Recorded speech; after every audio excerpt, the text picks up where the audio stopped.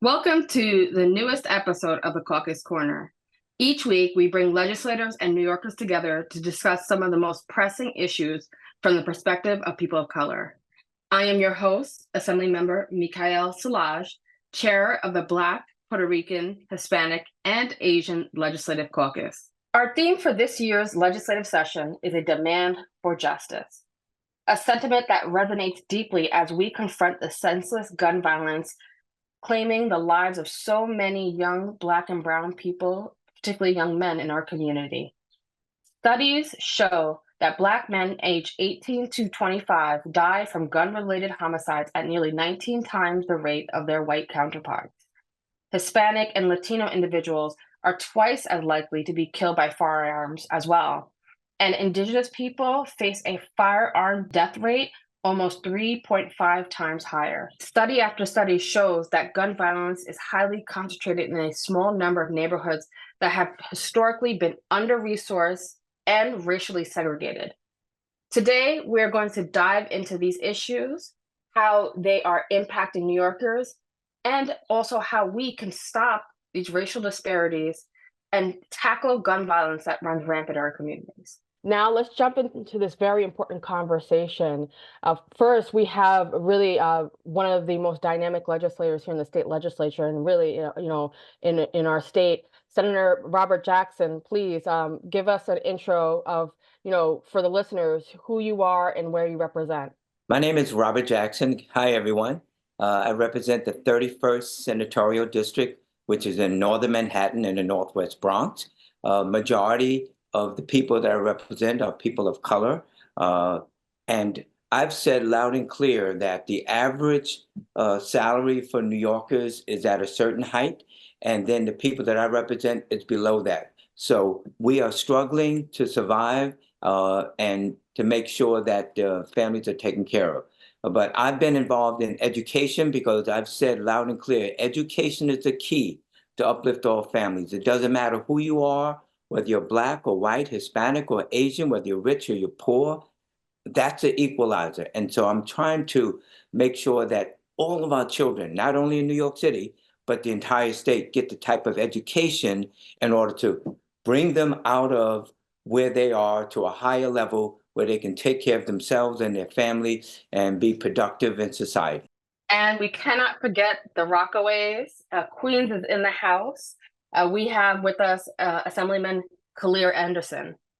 Good morning or good day, everyone. I am State Assembly Member Khalil Anderson. I proudly represent the 31st Assembly District in Southeast Queens, which includes the neighborhoods of the Rockaways, Rosedale, Springfield Gardens, South Ozone Park, and South Richmond Hill, and the entirety of JFK Airport. And today I'm excited to be on the Caucus Corner podcast to talk about gun violence and talk about the solutions to gun violence and some of the work that I've been doing both before becoming a state legislator and even now being a state legislator, looking at the lens from a wider view. We're going to move on to Project Director at Neighborhoods in Action, Anthony Rowe. Are you here? Hi, good morning. Good morning. Please tell listeners who you are. Hi, my name is Anthony Rowe. I'm the project director for Neighbors in Action, which is a demonstration project under the Center for Justice Innovation, located in New York City. I mostly work with, residents in the Crown Heights and the Bedford-Stuyvesant area of Brooklyn, New York. And can you tell us a little bit more about Neighborhoods in Action? Sure. So we are a nonprofit organization that's really focused on ending the epidemic of gun violence through providing resources and education and just support to communities that really don't receive those resources from, or do not know how to access those resources from the government or from within their community. So, we really just try to bring the resources to the feet of our community and continue to just teach them ways to invest in themselves. And that's really important work because we know that when you're on the ground, actually touching and feeling the community, you're more inclined to get resources directly into your community. And so studies have shown that homicides have been the leading cause of death for Black men between 15 to 14 years old, and 86% of those homicides involve firearms. So what are we doing now as both policymakers and advocates to unify ourselves and break down the barriers that drive these racial disparities in gun violence? Yeah, Thank you so much. So number one, the core solution to addressing the issue of gun violence, which is a symptom, is addressing poverty. Gun violence is a symptom of poverty.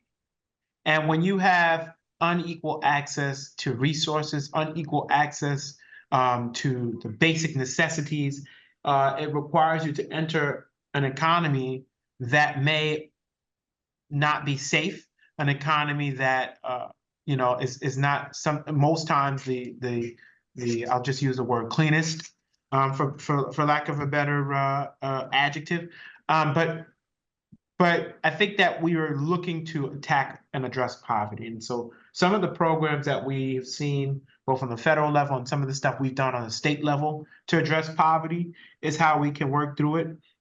The next symptom that comes from it is, root cause is anger and addressing people's inability to resolve conflict. And I always say this at every shooting response, every gun violence event that I go to, every conversation that I'm entering in. Conflict is a natural part of human existence, period. It's how we resolve that conflict that defines us as individuals and defines us as a people. If our answer to conflict is to pick up a firearm, we've already lost. If our answer to conflict is to raise our voice, if our answer to conflict is to duke it out and fight, we've already lost. If our answer to conflict is, let me take it head on with a set of skills that will help me navigate that conflict, we're heading on the right track.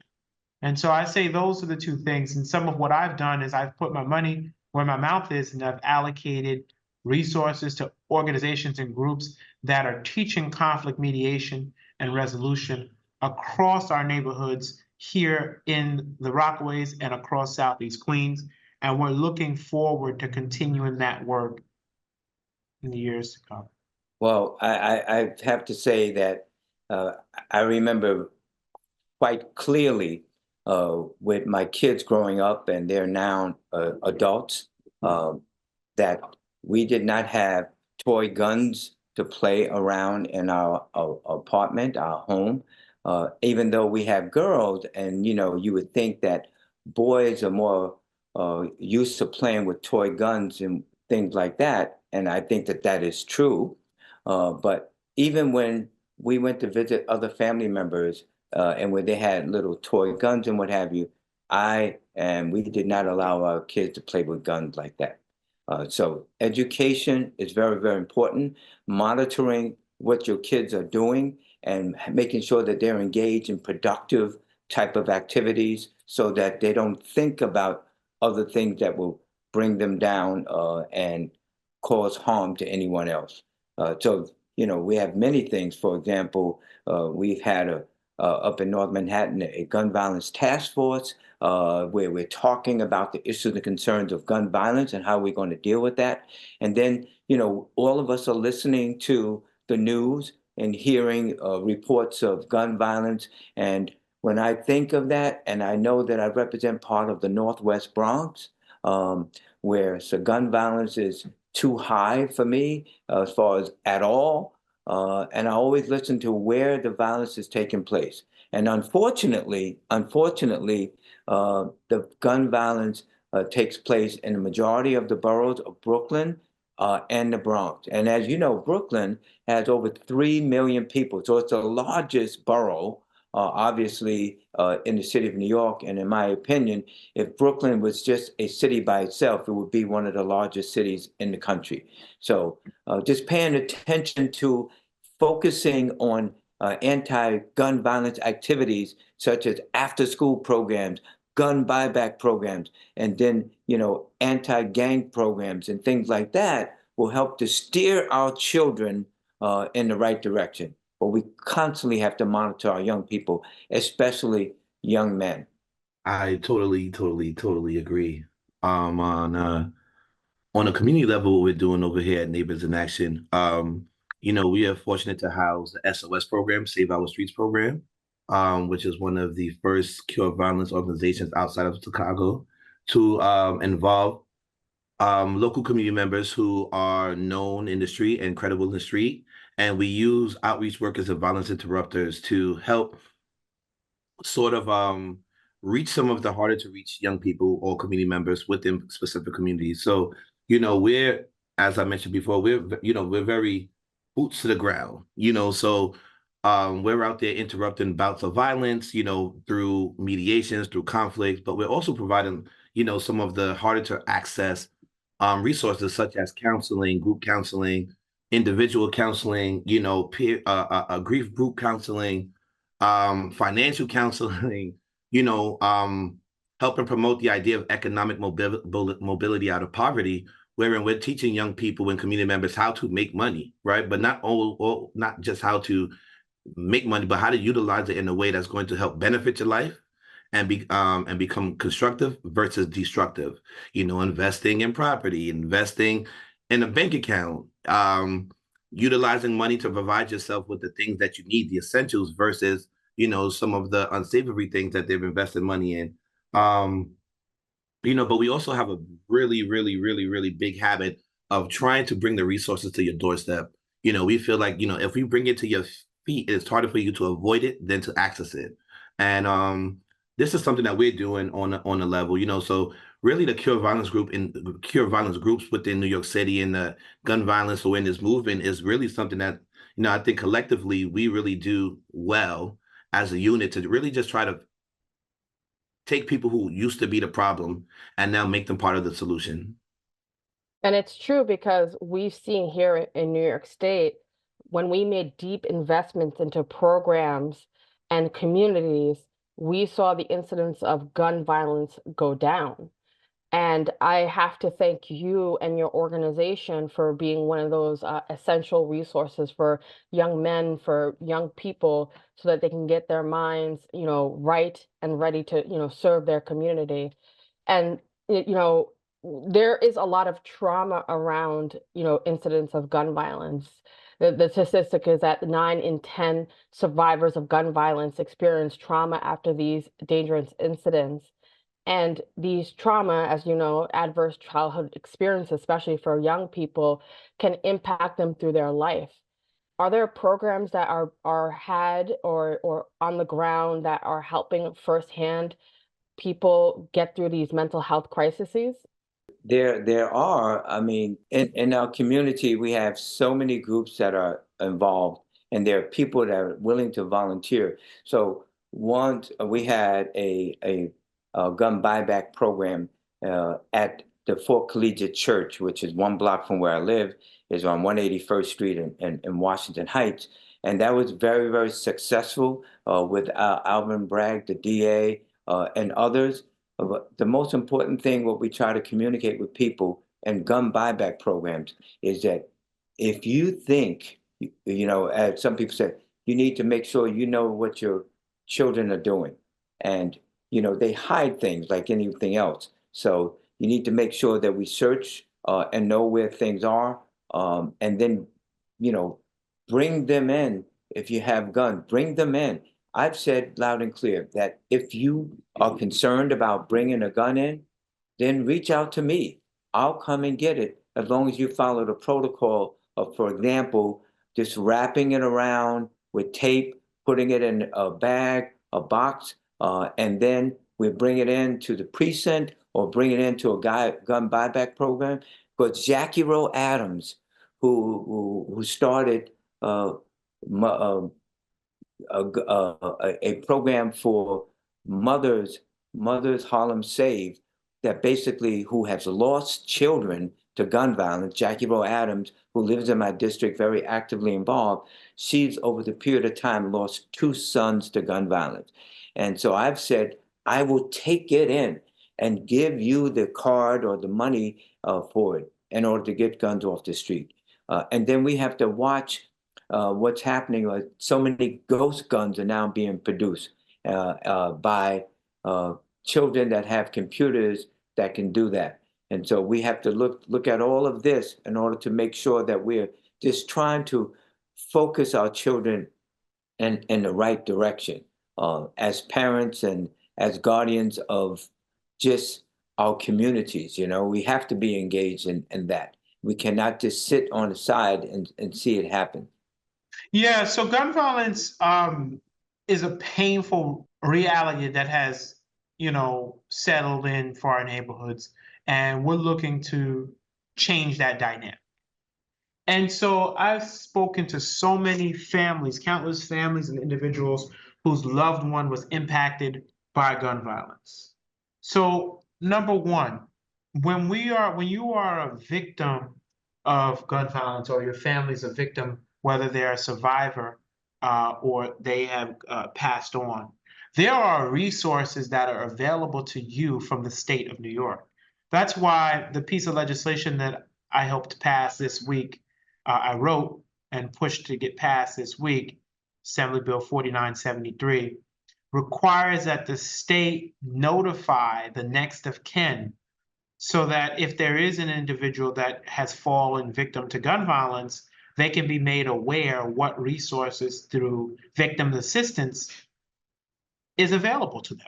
But also, even surviving individuals, the notification process, and a story came out, I believe, last year that talked about the disparities between how Black and Brown individuals are informed, the notification process for victim services and supports. And so through our Cure Violence groups, through our partnerships therein, we've been able to let people know, what resources they have available, but this should be systematically baked in. But in addition to that, we need to go even further to bake in grief counseling or trauma counseling for the survivor, because oftentimes, like I started out my comments, it's become such a reality that people become desensitized to it happening in our neighborhoods. And so we need additional access to trauma counseling, additional access to grief counseling that would round us out. I think one of the things that we are realizing is that, what worked for us and, our communities 10 years ago are no longer working, because post-pandemic, we have realized that, some of the mindsets and challenges have, changed. So one of the things that I think we're really proud of is our grief groups. I think we host monthly grief groups for survivors and victims of gun violence, in a few of our spaces. And with those groups, we're able to connect, create a community of survivors and family members who have lost, loved ones to gun violence, and give them a support system. And through that support system, they're helping to change norms, because again, sometimes it's not just one family member who's involved in acts of violence. It could be multiple, right? So I'm inviting them to some of the grief groups and seeing how the impact of a bullet has changed the trajectory of a family or a few families, because it's not just, the victim, is also the perpetrator whose, life will forever be changed, right? So just really figuring out ways to connect young people to the action, and letting them understand how their actions has changed the lives of some people. Which is something that we do.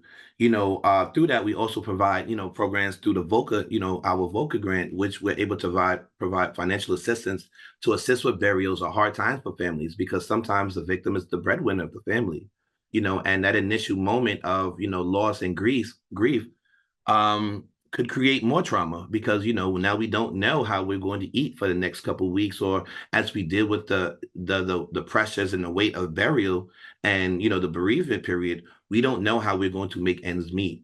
So through these, we're able to provide resources, whether it's groceries or dinner, or help with the burial, or help with the funeral costs and the coffin costs. We're really there to provide assistance from the minute that we realize someone has been impacted, all the way until they feel like they're healing, because through the grief groups and through our weekly check-in calls, or weekly texts, we really just try to make sure that the family feels touched.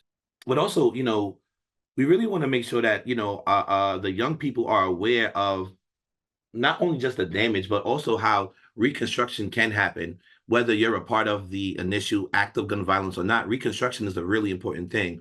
So being able to show them ways that they can now better the community through themselves, right? You know, we have a cleanup corps with some of our young people come in and earn a minimal stipend to help beautify their neighborhood. You know, they do weekly canvases around the community, you know, along our violence interrupters who do it daily and outreach workers who do it daily. But the young people do it weekly and they connect with the businesses, right? Because we feel like, you know, the sense of neighborhood and community has been lost. So how do we reinvest in that part where our communities are now able to connect with each other again, and people are able to say hello, say good afternoon, say good morning, you know, and figure out ways that, you know, we are now becoming a family. And I want to step back because you talked about an important funding stream because, you know, as with everything, nothing in this world is free. It takes a lot of money to be able to invest into communities. So you mentioned the Crime Victims Fund that was established called VOCA, and that's been a streaming fund that's been essential. And I know that the caucus has always championed greater access to VOCA funds. And we, as the legislature, have been able to make deep investments. Like, for example, this year we've gotten, you know, almost $100 million to help offset the federal cuts from VOCA through the state coffers. And so, you know, that investment in community, what does that mean for you? Like, how that benefited not just your group, but the landscape and the conversation around combating gun violence?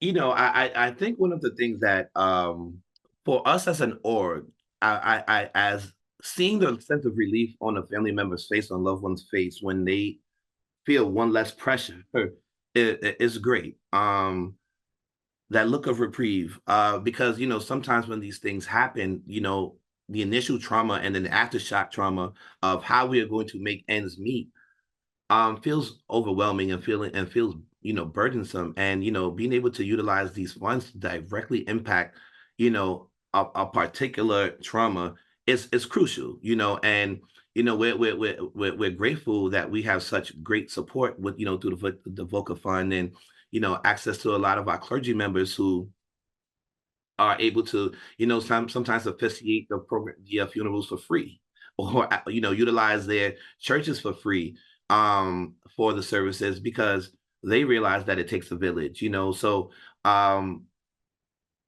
the funding helps so much, and it utilizes us to really just get into direct practice and not worry so much about you know how this is going to be coded or how this is going to be coded or you know it allows us to just really get to the meat and potatoes of the work that we're doing, which is trying to reduce gun violence but also trying to and change norms and um bring about a sense of healing and well-being to our local communities, which you know permeates to New York City and New York State and to other you know other states because you know again you know we know that we're an epicenter, and you know we just want to make sure that we're modeling on what it looks like to have effective you know healing programs for our communities.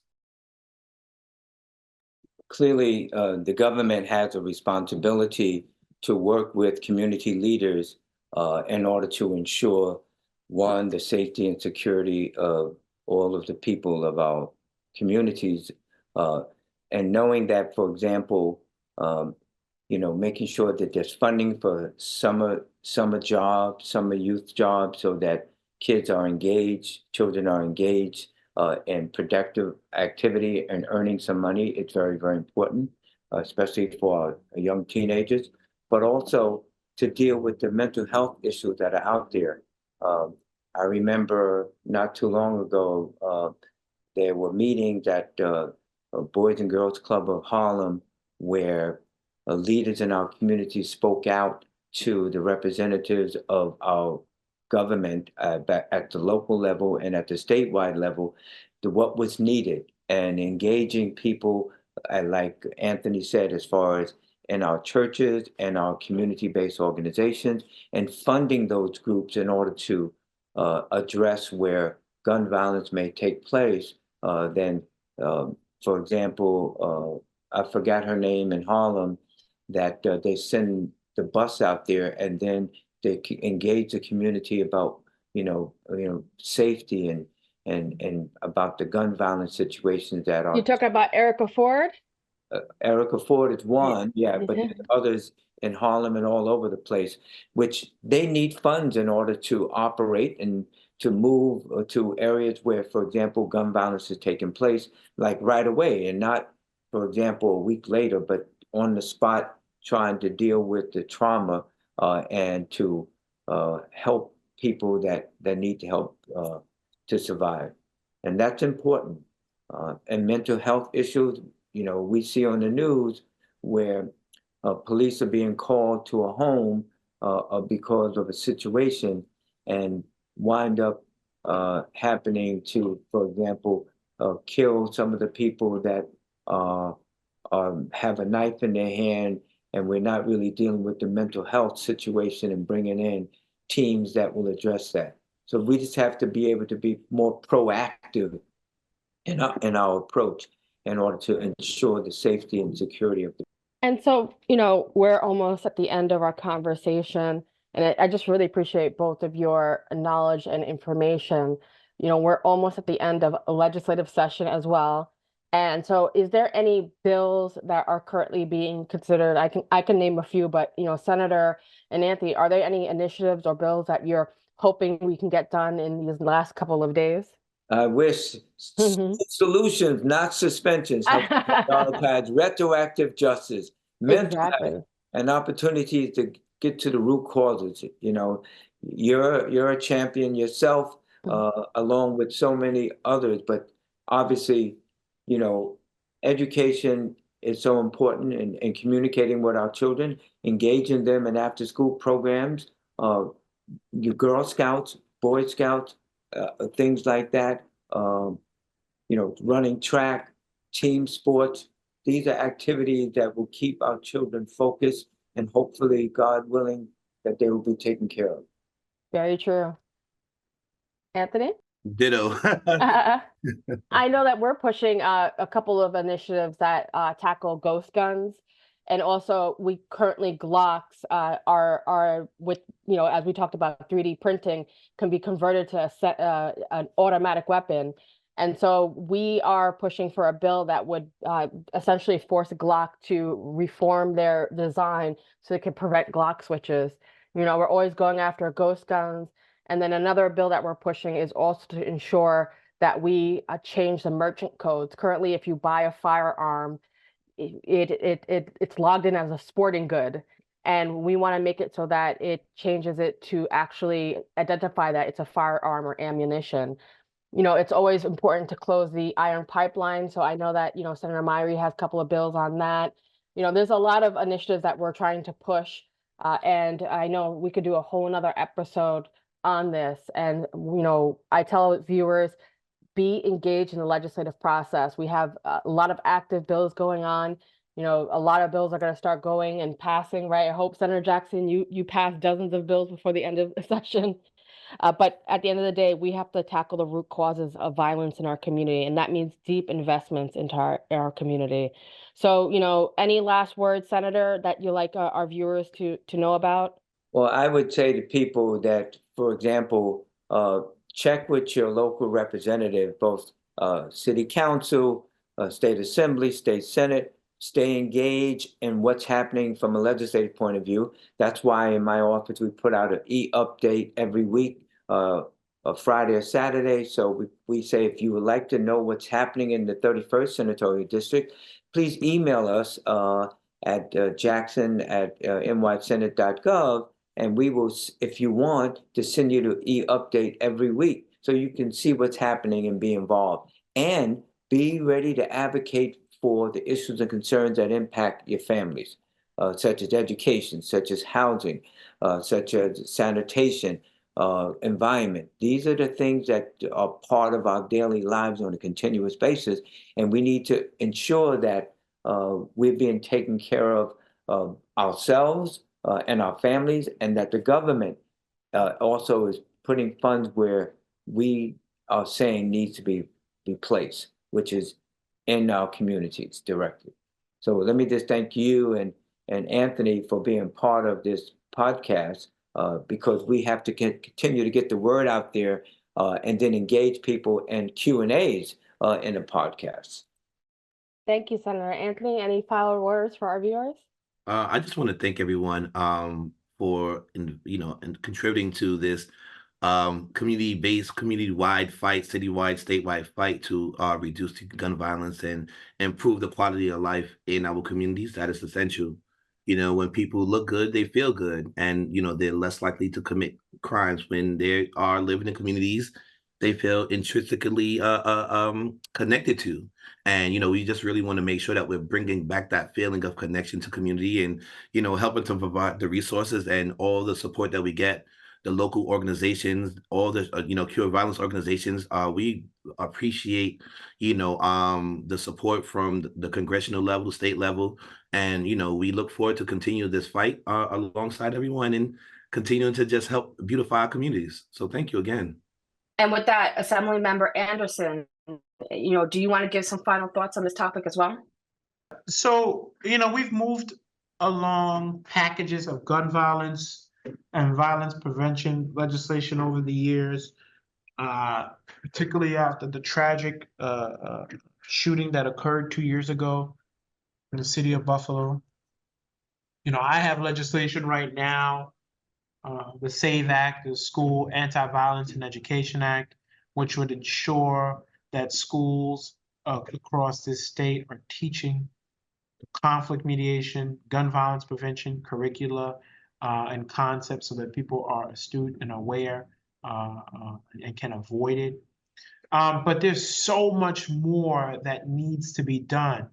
And I appreciate the chair of the caucus as well as the chair of the subcommittees that focus on gun violence within the caucus, because they are helping to outline and push what happens next. But I think, number one, we need a centralized agency that's responsible and responsive to gun violence and the issue of gun violence, and the agencies, individuals, and entities and organizations that need technical support and assistance that are working on these issues.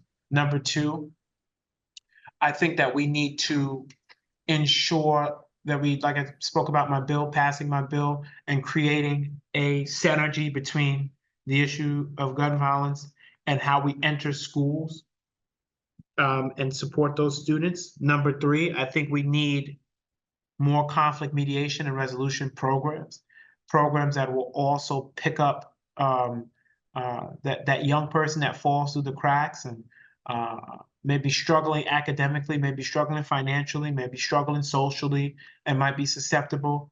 But the main and most important thing that I started out with is some of the work that the legislature has done around addressing the issue of childhood poverty and eliminating, the cost burdens that exist in working class families, households that often leads folks to unscrupulous economies. Thank you. So with that, we end our episode of the Caucus Corner. Please follow us on social media. We are BPHA Caucus on every single platform, and you can also subscribe to our newsletters. We'll see you next episode. Thank you for listening to the Caucus Corner.